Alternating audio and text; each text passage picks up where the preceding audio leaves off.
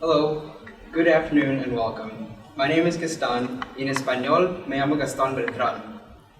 This is my final semester here at KCC. I began in spring of 2013 and will be completing with a general arts degree, and afterwards will be still open to future plans. I want to take this moment to thank KCC staff and faculty who helped promote this event, as well as all who helped put this event into place. So please take a moment to thank yourselves for your hard work. It really means a lot to me, so thank you again. Also before we begin, I know you all may have tight schedules, limited time to devote, so if you have to leave, please do so in an orderly fashion, and so as not to disturb the atmosphere for others around you. Thank you. Without further ado, I would like to begin my presentation, Cultural Awakening, Get Up and Go. Many of you may be curious as to why this lecture is given the name that it's been given. To understand this, we first think of culture, right? When you think of what's in culture, you think of a way of life, morals, personal and collective values, as well as tradition. That's simple to understand. The next thought that comes is what is conveyed by the term of awakening. Well, this presentation has a central focus, and that focus is meant to awaken or open your mind's eye. This lecture takes us to the Latin American country of Colombia because there are many differences as well as similarities in qualities of life compared to lives for many of us. My main focus is a concept known as the quality of life.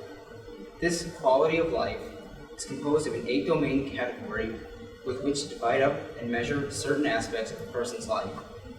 These domains are health, political voice and governance, education, environmental conditions, social connections, personal insecurity, personal activity, and economic insecurity.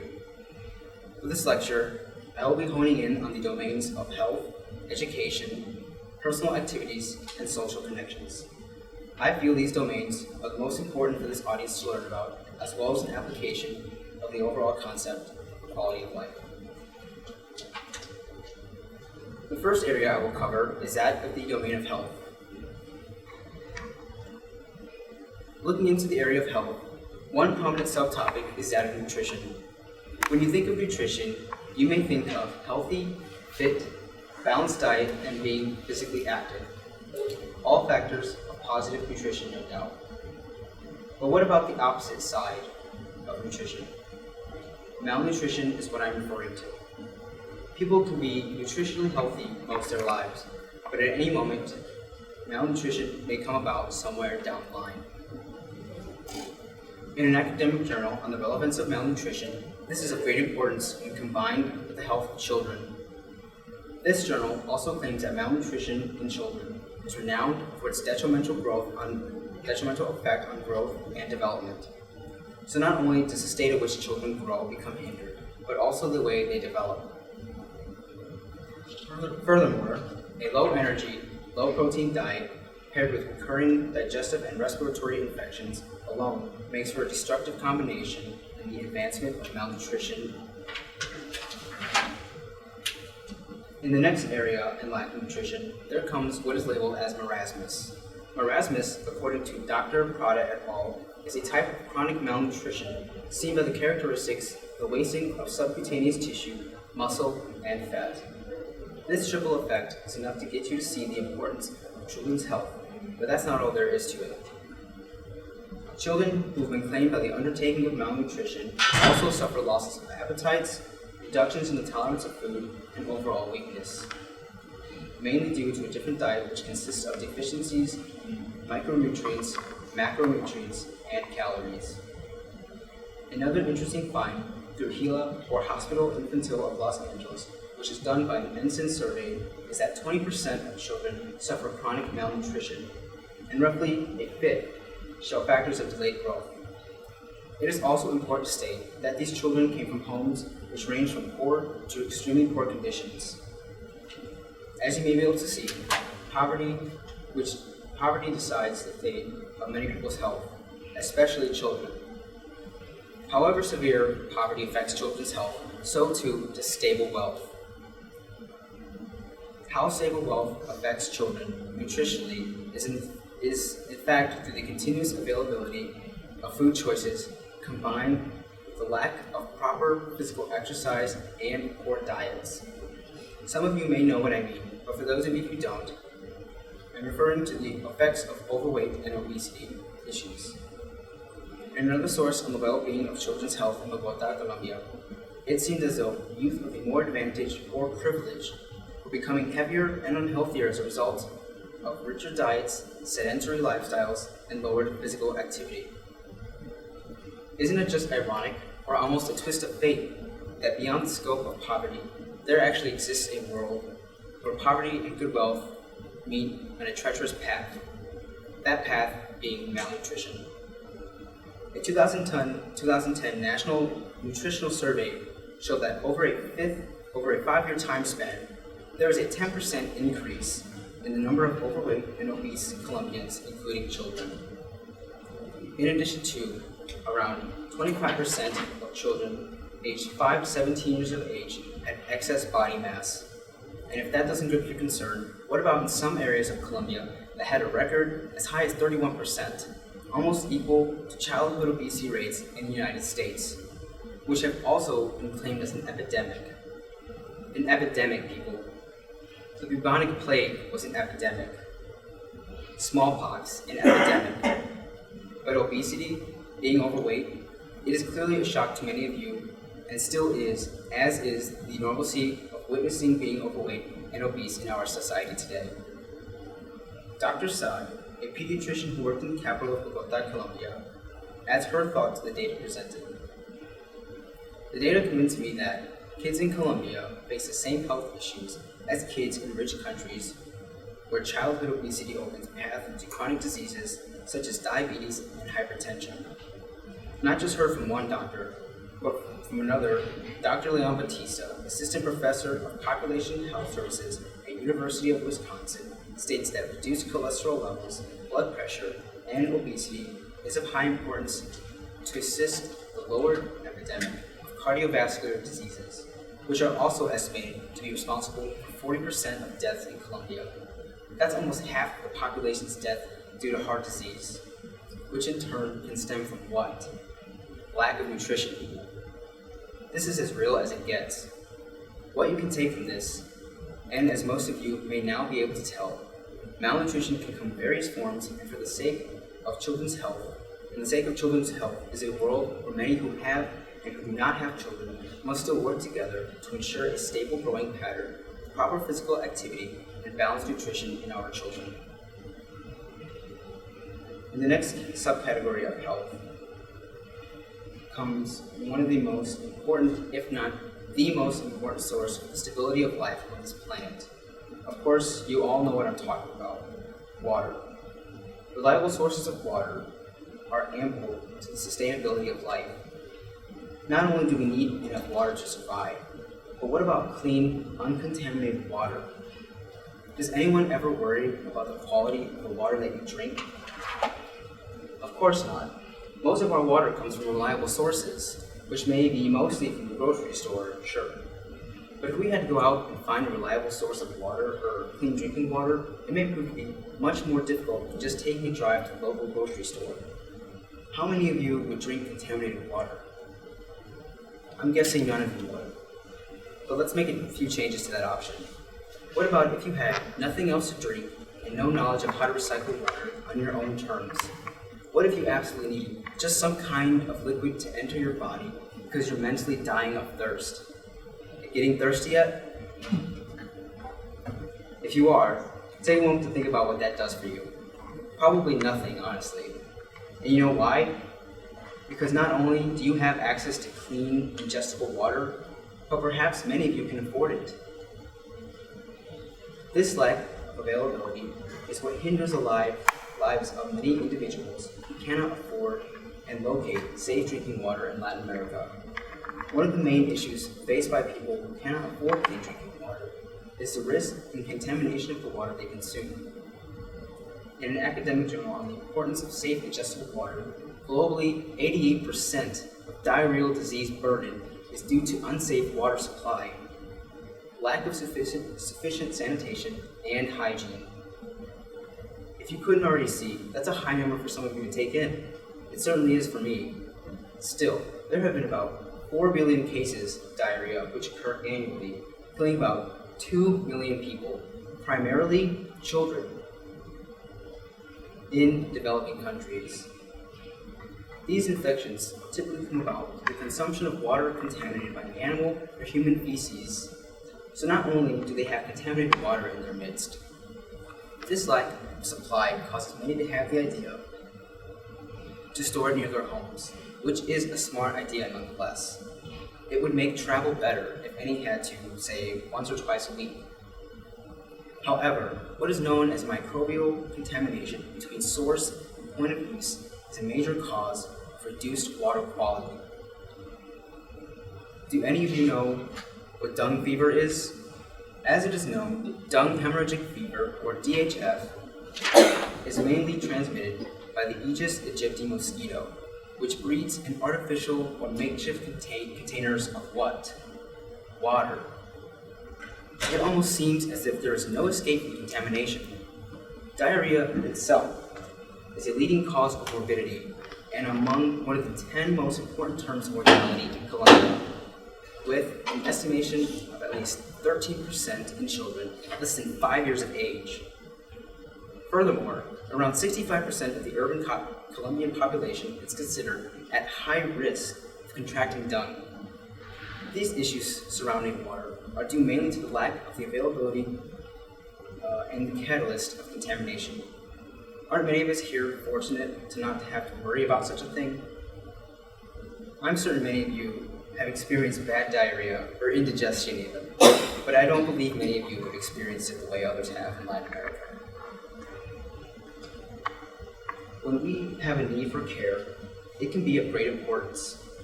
It can be of even greater importance when we think about the availability of healthcare. I believe most of us here, for the most part, do have availability to healthcare, but aside from health insurance, the emphasis is focused on emergency healthcare. This goes to say that even in the absence of health insurance, doctors and hospital staff may still treat you and then just bill you later. Simple enough. I require service. You have the skills. I need help. I know what this is like firsthand. 2 years ago, I suffered a persistent cough that just wouldn't go away. I ended up needing antibiotics and a special inhaler to relieve the ache of coughing. But the point is, when I needed that care, it was available. That's what I'm trying to get across. But in some regions of Colombia, medical treatment is considered a rare luxury. In a region known as El Guamo, some 370 miles away from the nearest town of Cartagena del Caira, there isn't a single doctor, clinic, or hospital.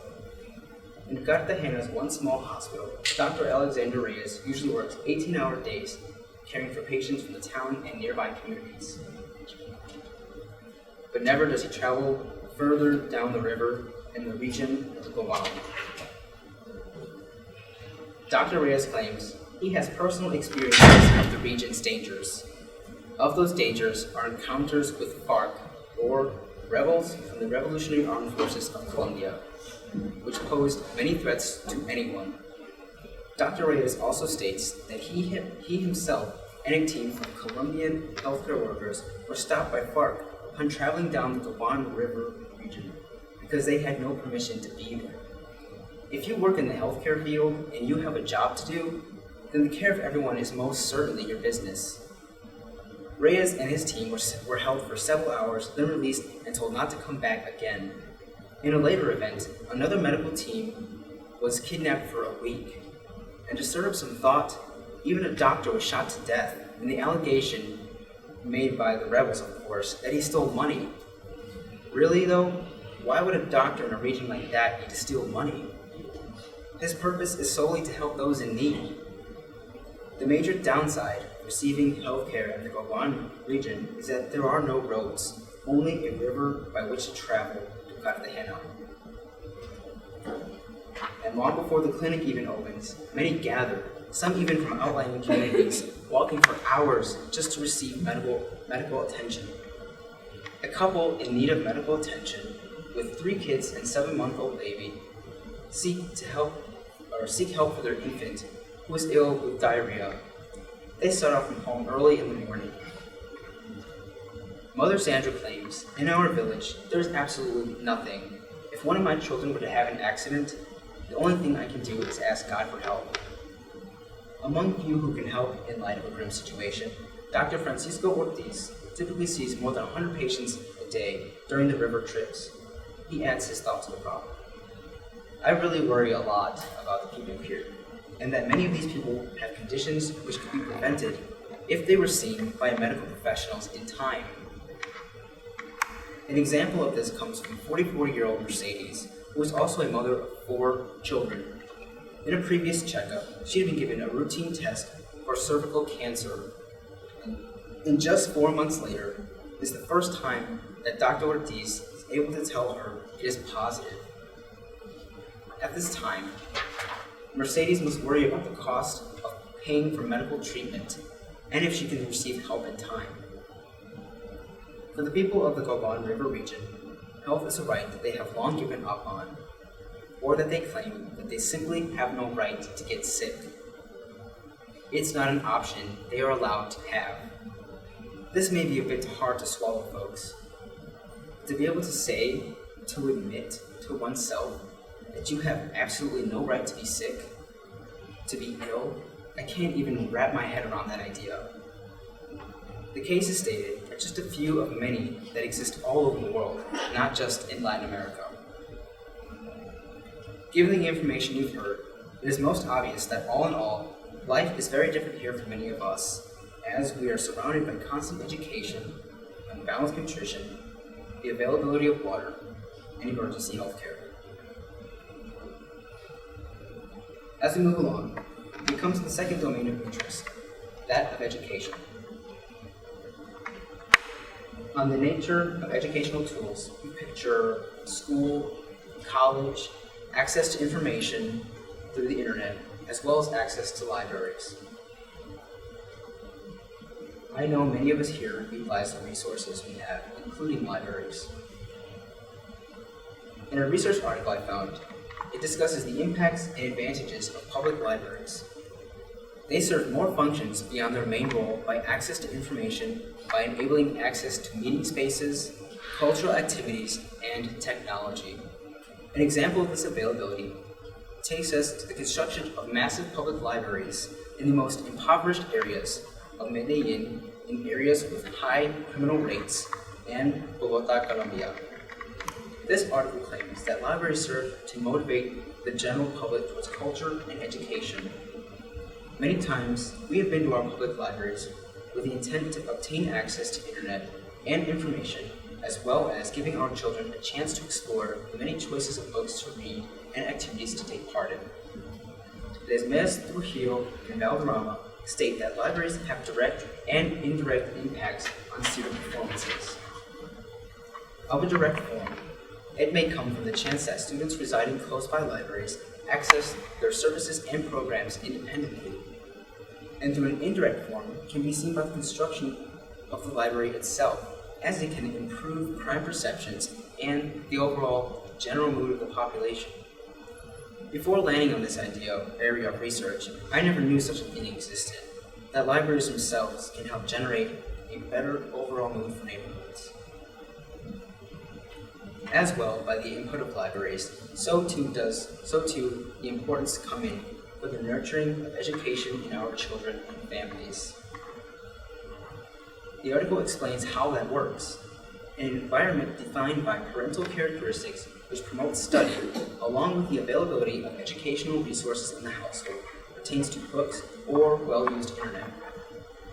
It is apparent that even in different regions of the world, there are still a number of parents who try to do what they can to facilitate education in any way.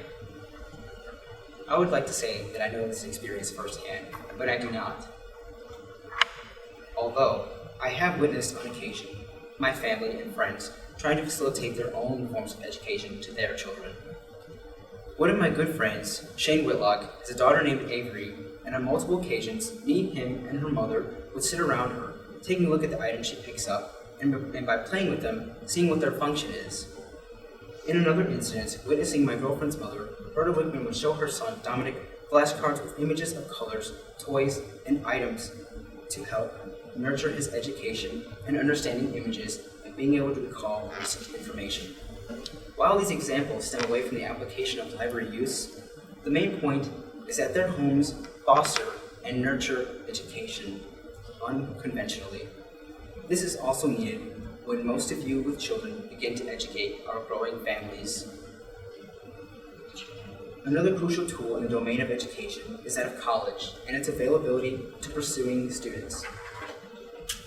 According to the World Bank on statistics of young Colombians, quality education and training in skills that potential employers seek seems crucial.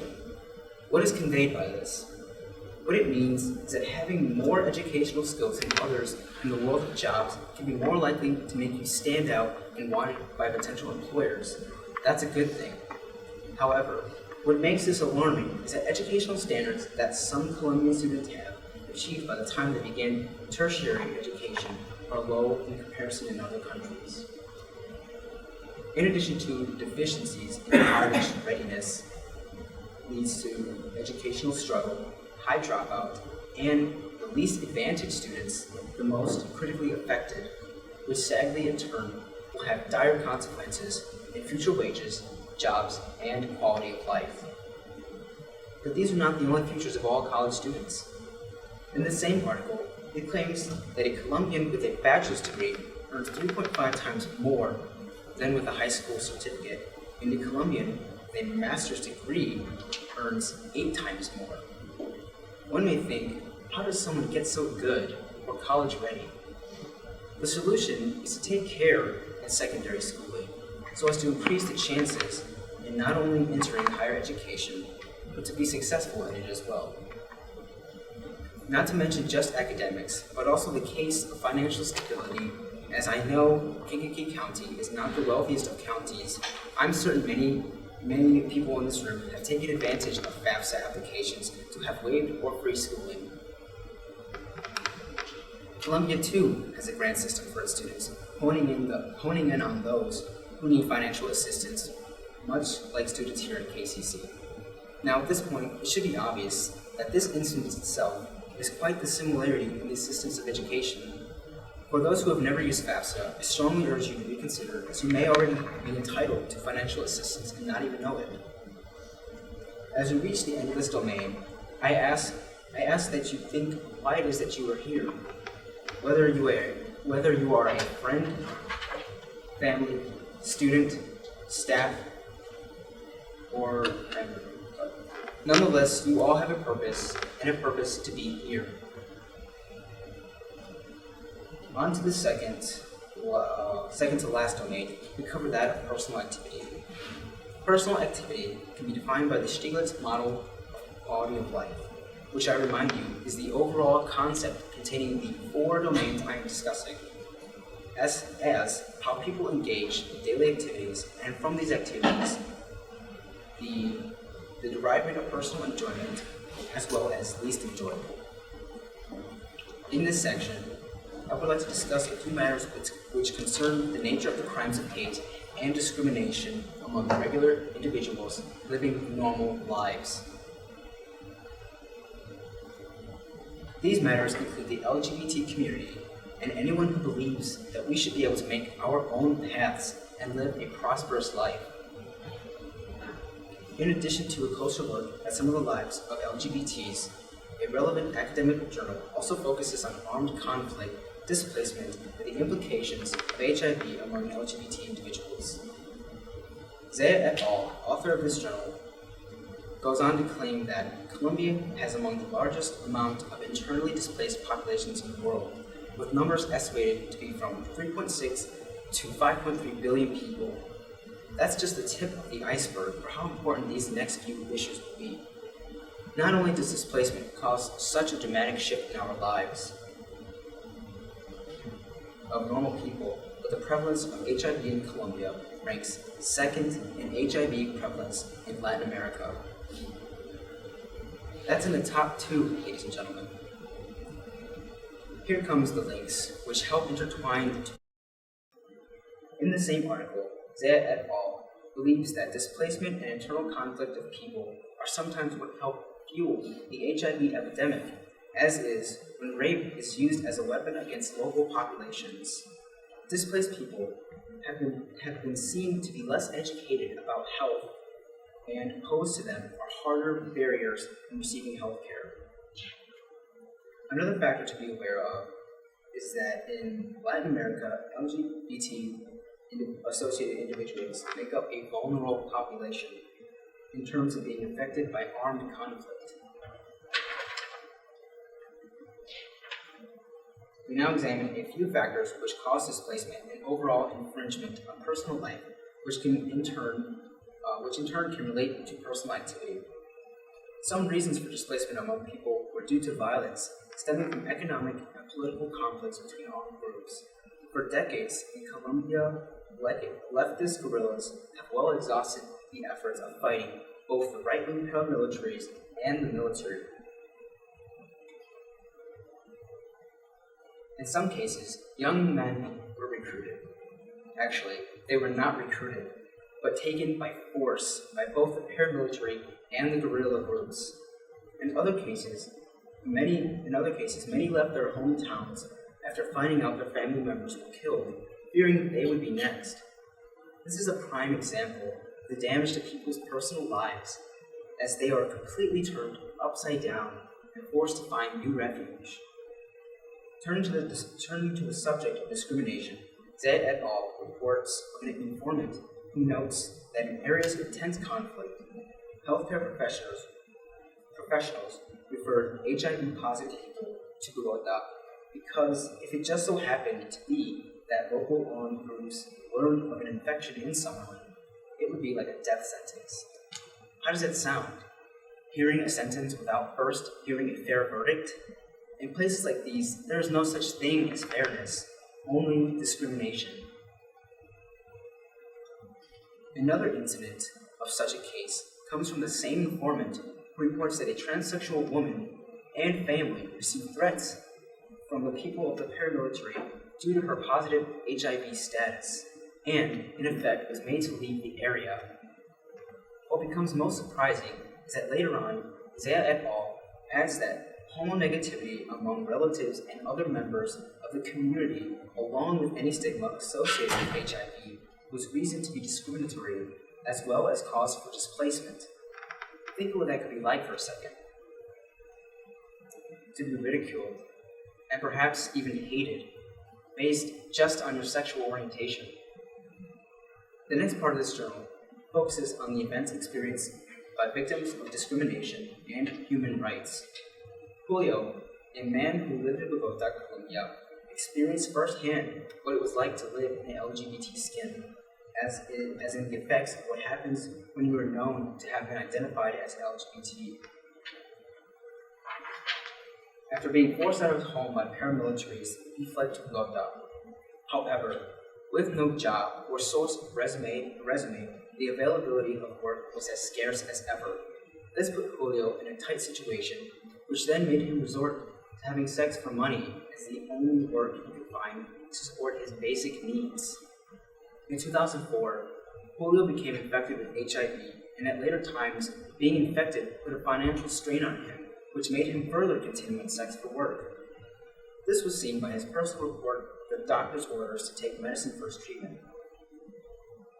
But for Julio, it came to the decision of taking medicine or passing up a meal. In another personal case of realities among LGBT people comes from Alejandro, who claims he had to keep his homosexuality a secret, as well as the public killings of teenagers, friends, and acquaintances for fear of his own death.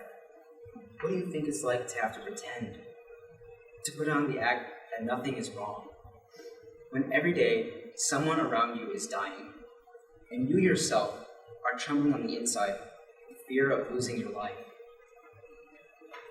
These are just a few of many other cases that are evident that discrimination plays a serious role in the maintenance of personal lives.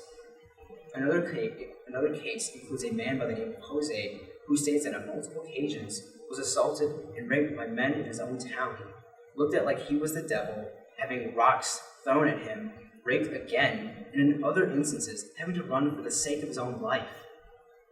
In a final case of personal experience discrimination, Reynaldo, a self-identified bisexual man, made a judicial complaint on a guard who harassed a gay man in a public restroom.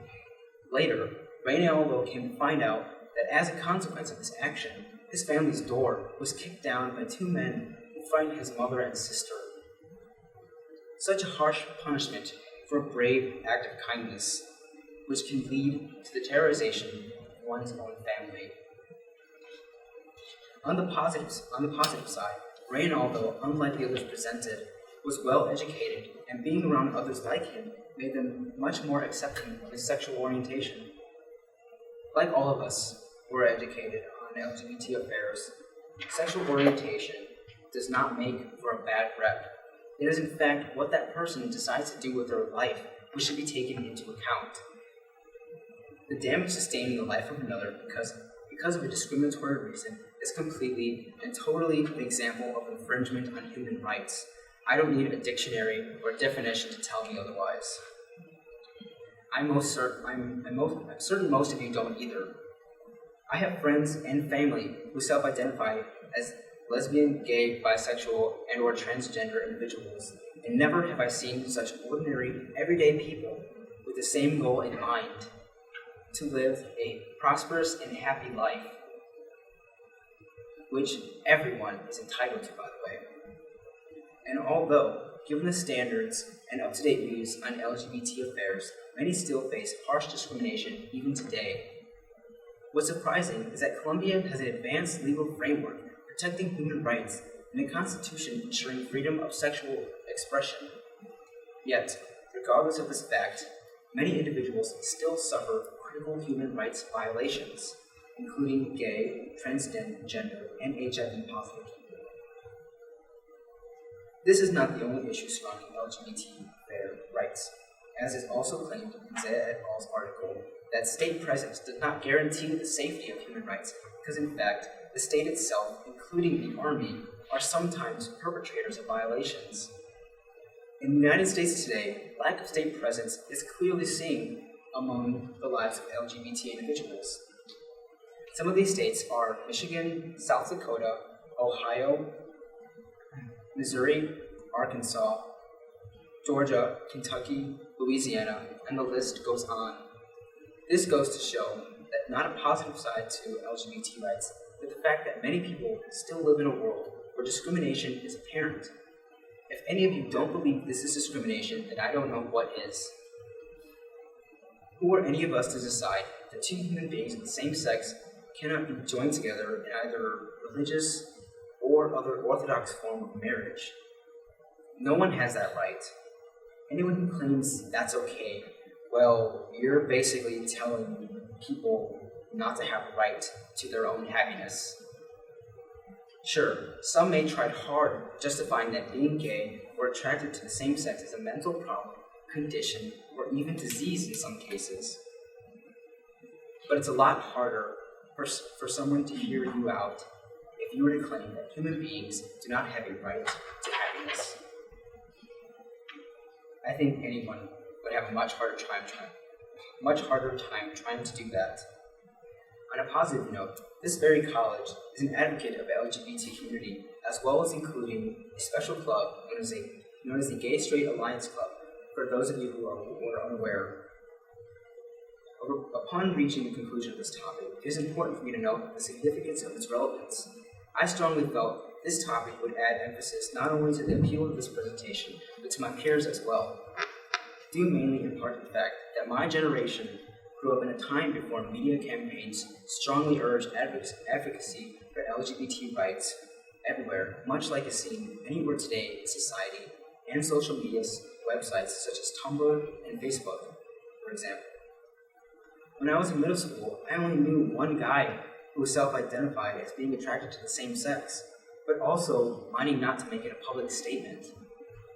I thought to myself, when was the last time someone here brought to our attention a very important yet often overlooked demographic? Not only that, but the prospects that many human beings face in general.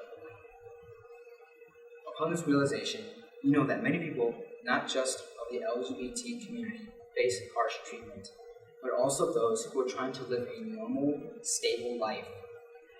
Given the spectrum of just regions in Colombia that still go through civil unrest, take this thought and put it on a global scale. There are many places in this world which still face civil conflict. Alright, we're almost there. My final domain reaches the interest of social connections. In this area, I want to give attention to social connections through the use of ICTs or information and communications technology. I'll admit, I eagerly wanted to find a good topic on the connections of social media websites to people, but all I could come across was a topic on teenagers and the hundreds of selfies they take. I doubt you would like to hear about selfies go over all day, so we're going to take the old-fashioned approach on the topic of ICTs. Authors Gutierrez and Gamboa examine the usage of ICTs among lower-income groups in a few Latin American countries. Among those countries, Colombia is of central interest, and what they discover is of deeper interest. The digital divide, as was labeled in their academic, was known as the socioeconomic differences pertaining to the access and use of information and communications technologies. Two reasons why this definitely stands out to me. First, I come from a low-income background, and my access to technology is fairly limited, with the exception of my smartphone. But you can't expect me to type papers on it.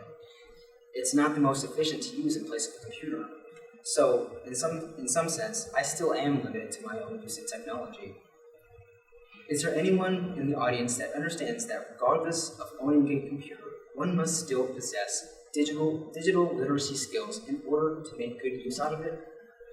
Well, in part of the said author's study, they discovered that education was the single most important factor in determining the level of digitalization among very low-income people among urban places in Colombia.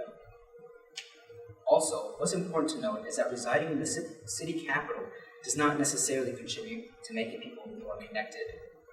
I can't recall an instant here at school when I wasn't connected to the internet or at some point throughout my day.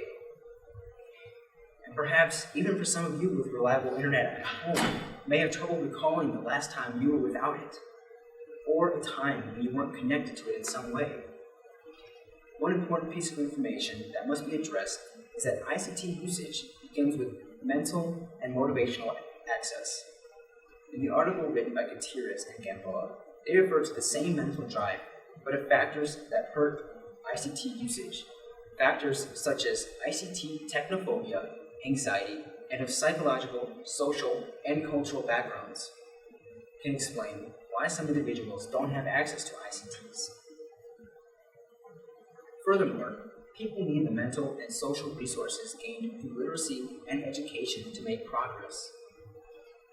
The reason this is brought up is because ICT usage affects two kinds of demographics, that of the uneducated and older generations.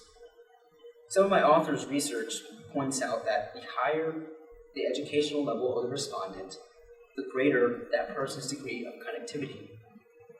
Mainly, it becomes the fact of having income and education before determining ICT usage in low-income countries like Colombia. On a good note, for any who are concerned with digital literacy skills, KCC offers a handful of classes which target the improvement of ICT usage. In a subcategory of social connections comes a close look at implementations of the Cicloruta and Ciclovia programs in Bogota, Colombia. When thinking about the social connections we have, mainly through human physical contact, we most certainly take into consideration the quality of those connections and with others around us. I'm not sure how many of you feel about having social connections. Personally, I need to have them. I still haven't figured it out just yet. But the more that I find that I am open and accepting of anyone, the better the connections I have with others on a daily basis. A few programs in Colombia certainly foster the social quality among individuals better than anything I could ever come up with. These programs are known as the Ciclovia and Cicloruta. Cicloruta is the most extensive bicycling path in Latin America with roughly 186 miles of cycling paths. And Ciclovia is a community-based program where streets are closed temporarily to motor vehicles to allow access for cyclists, pedestrians, and skaters. Torres et al., author of this article, claims that Cicloruta and Ciclovia bring with them multiple benefits. These benefits include better air quality, quality of life, and the promotion of equity, safety, and social capital. This is one of the many pieces of information I had no clue about before researching. I can't believe there's actually a program that shuts down road access for bicycling and walking, among other things. And not to mention, they carry health benefits of health, as well as our most important area of focus, social connections. Social capital, as it is also called, has a potential to influence social interactions, safety, and in addition to preventing but decreasing crimes as well. Who knew that the start of 2 bicycling programs could carry with them invaluable resources of physical health and many opportunities to increase the social capital of the general population? It's certainly one of the brightest ideas I've ever heard of pertaining to the quality of social connections. In the very final area of my presentation, I would like to highlight the most crucial social connection we are to have in the world. I'm referring to the importance of social support. Social support can come in various forms, ranging from family, friends, and the community. In this area, I give my own view of social support. Part of the reason many of you are here is because you first had a purpose. That purpose, whatever it may be, was seen not only by your peers, but your teachers, staff, family, and friends. In an effort to help support many of your goals, part of the mission of KCC is to offer a wide range of social supports to aid in the function of college life. These include general counseling of classes to a more personal role of academic advising, financial guidance, tutoring services, multiple club affiliations to assist in relevant topics, and faculty to not only help understand the material of a subject, but also to offer their own pieces of thought to an idea or topic. Social support is one of the main reasons I am able to stand here today and give this lecture. If it wasn't for the unconditional support of my family, friends, and colleagues, I would have nothing remotely interesting to discuss. In the end, the quality of life is perhaps just a measure of one's own standard of living.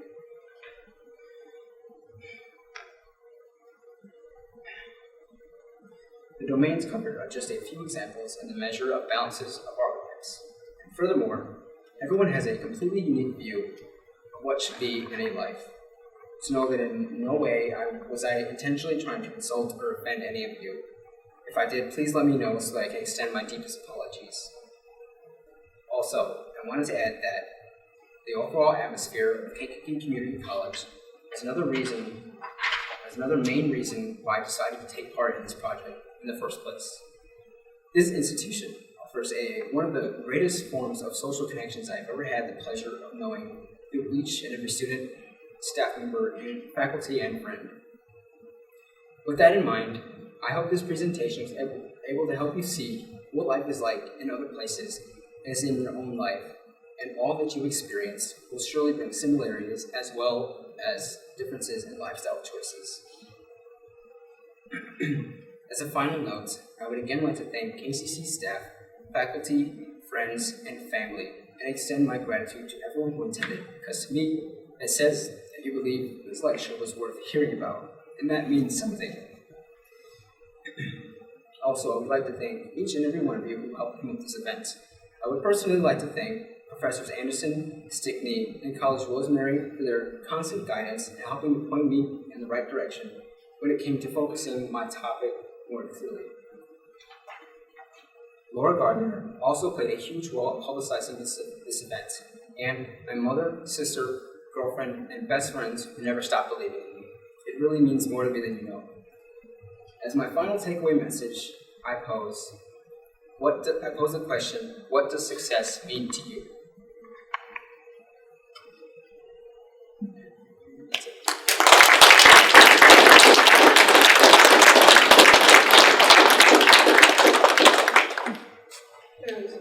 Let's give him another hand.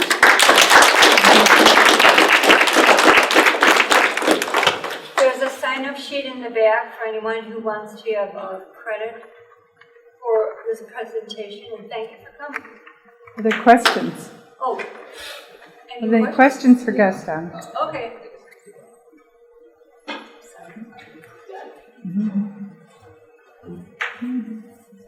Is there any questions on topics, research, direction?